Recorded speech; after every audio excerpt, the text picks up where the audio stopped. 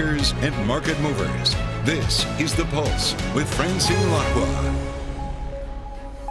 Well, good morning, everyone, and welcome to The Pulse. I'm Francine Lacqua here in London with the conversations that matter, and here's what's coming up on today's program.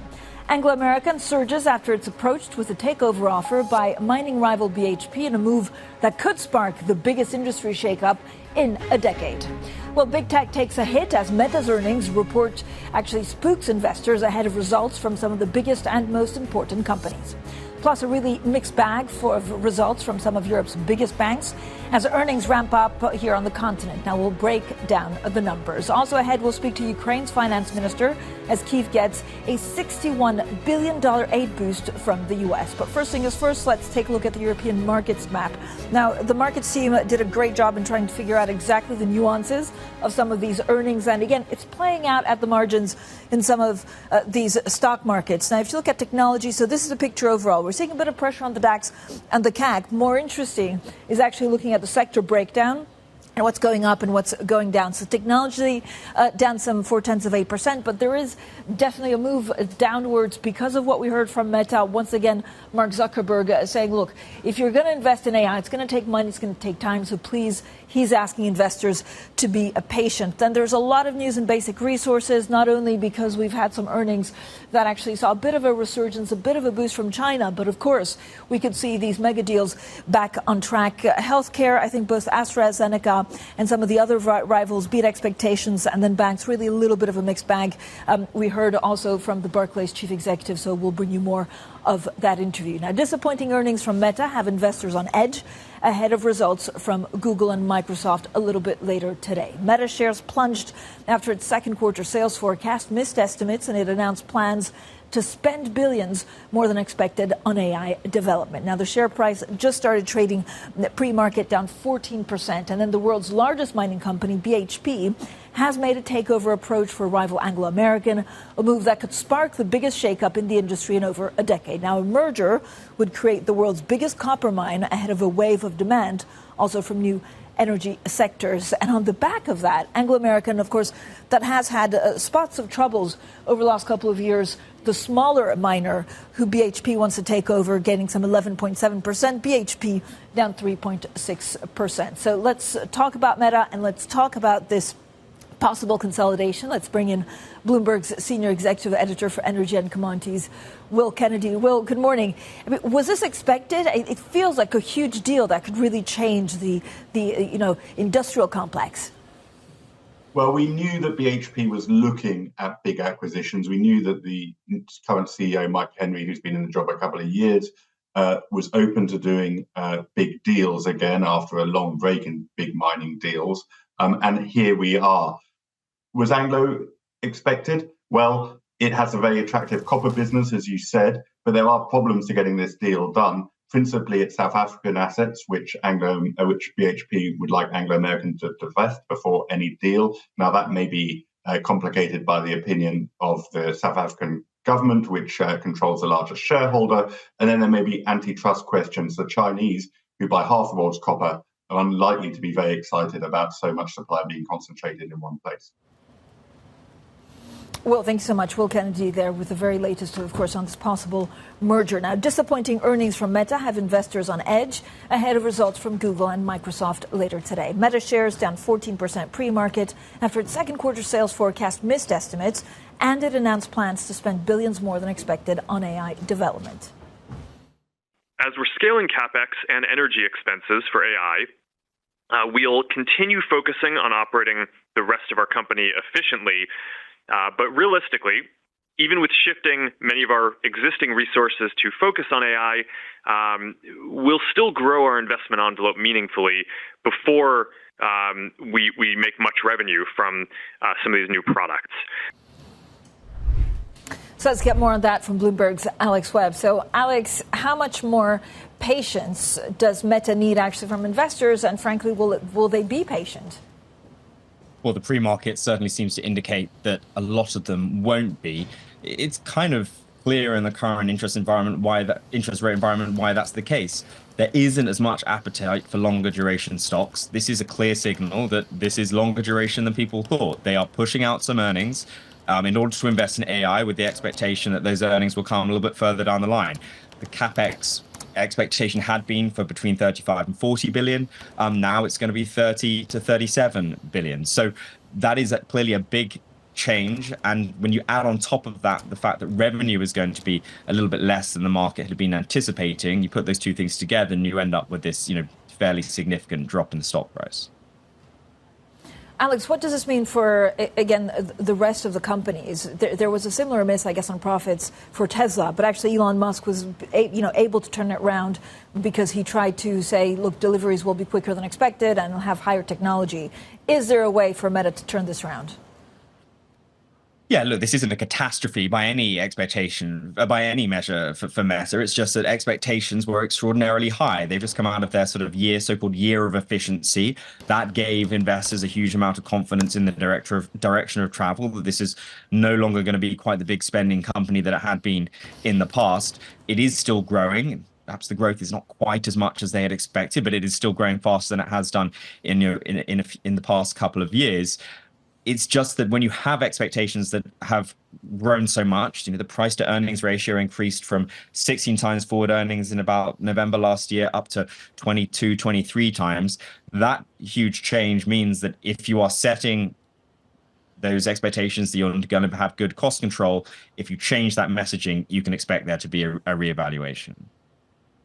Alex, thank you so much. Alex Webb there with the very latest on some of these AI stocks. Now, Norsk Hydro shares have risen more than 20% from a recent low on March 5th. Analysts were divided on first quarter results released yesterday. Now, Citi cites strong aluminium prices driving earnings in the next few months, while Morgan Stanley noted misses in the aluminium and extrusion divisions. Well, Hilde Merete Asheim, the chief executive of Norsk Hydro, joins us now. Thank you so much for joining us. It's a great pleasure also to host you in the studio. I know earnings is always a little bit of a whirlwind because there's so much going on. I believe you're expecting actually some pretty strong demand from building and construction, both in Europe and the US. You're worried a little bit about automotive. How is the oversupply actually working its way through the market?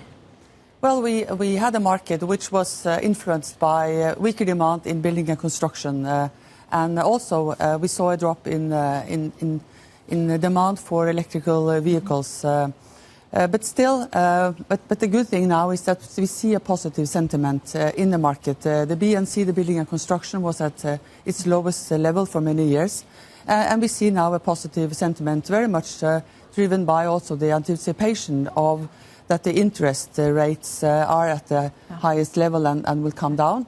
So we are quite optimistic on the quarters going forward. So is this actually demand and the trend going forward, or just it's going to stop slowing? And how do you take advantage of that? Well, I think the building and construction market has been at its lowest level, and with an improvement in terms of lower interest rates, this demand will pick up, particularly in Europe. When it comes to the electrical vehicle market, we have a strong belief that the electrical vehicle market will grow in the next years. So the drop this quarter was more related to the fact that the Germans have reduced their subsidies to electrical vehicles, and that resulted in quite a drop in the first quarter. The story of the day, without a doubt, is consolidation among some of the big mining giants. Is there a read across onto what you do if the Anglo-BHP merger goes through? Is it going to spur more consolidation, including in aluminium? I think that this transaction is very much about copper and the strategic material as copper is in the green shift, and that is where we are in aluminium. These are critical materials to drive the green shift, the energy shift. And it will be interesting to see how this plays out. I mean, I remember one of my first reporting jobs actually was going to, seeing some of the aluminium coils. And now there's been so much technological advance in making it much more green. Is there so much more demand on aluminium that actually uses less carbon dioxide? We see a really interesting development in terms of customers wanting to buy a low carbon aluminium. And we believe that in Europe, that the total demand for aluminium by 2030 will be 60% will be in the low carbon area. And that is where we as Hydro want to position ourselves to be the low carbon producer, both in the primary segment, but also in recycling. And so how much more expensive, again, does that mean that you go up the value chain? How much more expensive is that kind of aluminium? Now Hydro is well positioned in the whole value chain of aluminium, from the mine to the finished product, and we are investing in terms of taking out the carbon, but we also see interest from the market, from the customers, to pay a green premium in terms of for their customers to be able to buy a product which has a low carbon embedded product. You mentioned the European Central Bank, and it's almost priced in that they cut actually in June 6th, but there's so much debate about whether inflation is stickier than expected and what happens after a first cut. How do you see inflation actually behaving in the next couple of months? Well, I think that the policy making has been strong in the sense of curbing inflation, and that I think is why we see a more optimistic view on the quarters going forward. It still remains to be seen if the interest rates are or have been at the peak and are going down. So I think that the policymakers are very, very concerned about inflation going up again. I also want to ask you about Russia, because you were one of the first ones actually that stopped buying Russian aluminium after the invasion of Ukraine in 2022. There are now a number of sanctions put in place against Russian assets. Are you confident that actually whatever will happen in aluminium will be efficient? Yeah, first of all, we welcome very much the sanctioning from the US and UK now, and we will very much support Europe to also take a stand on sanctioning of aluminium. We see that the good thing about the sanctioning now is that there has been a concern and an uncertainty relating to a very high share of Russian metal on the LME, and that has also been a concern about LME being a good reference in terms of the pricing, simply for that reason.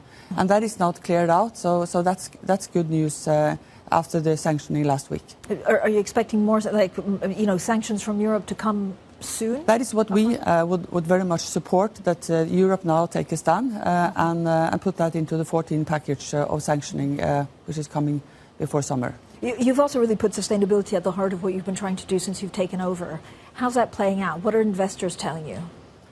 We see a lot of traction for our strategic positioning in the sense of being the pioneer in the green aluminium shift. And we see more and more, particularly of the advanced customers, that set their own Scope 3 target and wanting to buy aluminium from Hydro simply because we are producing at a low carbon level and also in a responsible way, all the way from the mine to the finished product, with traceability, with transparency.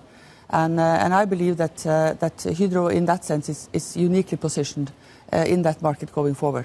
Thank you so much for making the time to come to the studio today. That was Hilde Merete Asheim, the Chief Executive of Norsk Hydro. Now, we are just getting a little bit more breaking news out of the big news out of commodities today. Anglo America, we understand, is considering the sale of its diamond unit, De Beers. This is according to the Wall Street Journal. This is after, of course, the bigger rival, BHP, has approached Anglo, valuing, I think, the company at around £31 billion. Now, you can see on the back of that, actually, Anglo American. So this is a 1 year. If we do the daily chart, it's pretty incredible. Anglo American is down some 11%. Again, according to the Wall Street Journal, De Beers has potential buyers, including some Gulf sovereign funds. Much more on this story and full markets. This is Bloomberg.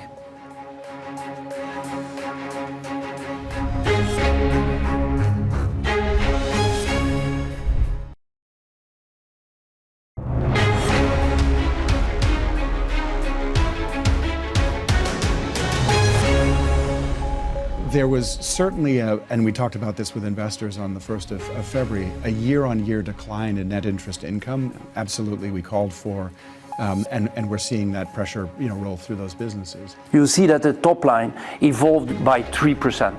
And so what we've now added towards our guidance is basically saying that we are confident that the top line will evolve by at least 2% over the year. It is very early. Our numbers are in line with what we said. We've seen deposit growth. We've seen lending growth in mortgages and in credit. And so we're pleased with that. But it's one quarter in a longer journey of 3 years. Well, those are some of the chief executives from Deutsche Bank, Barclays, BNP, giving us their view, of course, on net interest income following the first quarter earnings today. So for expert analysis, let's get straight to also look at exactly, some of these earnings, what they mean going forward. Barclays getting 4% right now. Deutsche Bank down 0.6%. Let's go straight to Wei Li of BlackRock. Wei, as always, thank you so much for joining us. What you're very good is picking some of these complex ideas, especially on a day like today where earnings is a little bit all over the place, and boiling down to what's important for investors. So we've had the banks, mixed results. We've had this big mining consolidation effort. Like, how should investors look at news flow today? Hi there. Good morning, Francine. Thanks for having me. I think the big picture for earnings is that we have had an incredible start of the year where earnings upside surprises so far have enabled equities to offset the negative impact from rate repricing. So the bar for earnings to continue supporting market sentiment and to continue surprising to the upside has risen. You look at EPS growth expectation for U.S. equity markets, 11% this year, which is higher than the historical average of 7%. So the bar has certainly risen, and that is the lens through which we need to review incoming earning reports. So what has happened so far? You talked about the banks, some of the big tech as well, and this week is very, very busy. I think the fact that so far there has been greater focus on guidance rather than top line misses or beats has indicated to us this is still a very forward-looking market rather than just looking back at what has been delivered. But it's also notable that misses have been more punished than in previous season, again showing that the bar has risen. So earnings is critical in understanding if there is further momentum to go in this equity market. Wait, there's nothing hugely disappointing actually in what Meta did, but there was a disappointment for investors because they had such high hopes. Does that mean you're recalibrating, I guess, your exposure to some of the Magnificent Seven or AI in general? Or is it just about being patient? Well, if you talk about Magnificent Seven more broadly, there is another name in Magnificent Seven that reported misses in terms of the headline, but actually guided up their expectations, and that was rewarded handsomely earlier in the week, right? So ultimately, we're talking about an environment where when it comes to evaluating the potential for AI, there is greater focus, if you look at how markets have been reacting, on the guidance rather than on the top line misses or beats. This is what we notice in this particular season, which shows to us that this is still a very forward-looking market. And I think there is greater kind of runway for AI adoption to not only kind of play out further in this Magnificent Seven, but beyond the tech sector, in other sectors like healthcare, financials, and industrials as well, which are the sectors that we like. In terms of valuation, people look at how well these names have done, and intuitively they're like, okay, this is too expensive to get in at these levels. But because actually earnings have on aggregate over the last 12, 18 months or so really come through. In terms of valuations, like Magnificent Seven, 90% of their total return the last 12 months can be attributed to earnings coming through. Valuations have not become more expensive versus 1 year ago. And that's the big picture. I think sometimes that goes unnoticed in the context of the meteoric price appreciation. For all these reasons, we still like the tech theme. We think that there is more to play out.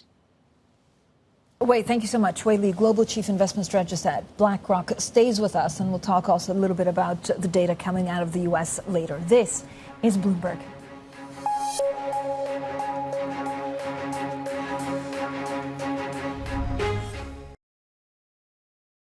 Now let's get more insight from Wei Li, Managing Director and Global Chief Investment Strategist at BlackRock. Wei, it's a big week. We're talking about earnings away from results. Of course, it's all about the Fed and some of the figures we'll get from the U.S. later. Yeah, we have the GDP coming up later. Our sense is that we're going to see some slowing. Consumers will still be strong and resilient, but savings buffer has really come down a lot. So there is limit to the extent that consumers continue supporting the broader economy, but we expect some slowing. But it's also important to recognize that there has been exogenous factors like immigration and also bumper fiscal support that has meant that the U.S. economy has been able to run at these levels for such a long period of time. The good news is that it's good for earnings, and the G part of the equation is good. But the bad news is that this spells a bit of a dilemma for the Fed, which is why we have seen meaningful repricing on the rate front. So G good, R less good. On aggregate, the risk assets holding up, but it's a mixed picture. Wei, thank you, as always, for joining us. Too short a time. We'll have to get you back away from earnings season to also talk about some of the currencies. Wei Li, Managing Director and Global Chief Investment Strategist at BlackRock. Very insightful, as usual. Now, coming up, we speak to Ukraine's finance minister with U.S. aid finally set to arrive after months of delay. So we'll look at that. We'll also look, it's been a big week in terms of news flow. I mean, really a lot of the focus today is not only on some of the banks, for example, Deutsche Bank's investment bankers, have been stepping up, but of course BHP targeting Anglo American in this big possible merger. This is Bloomberg.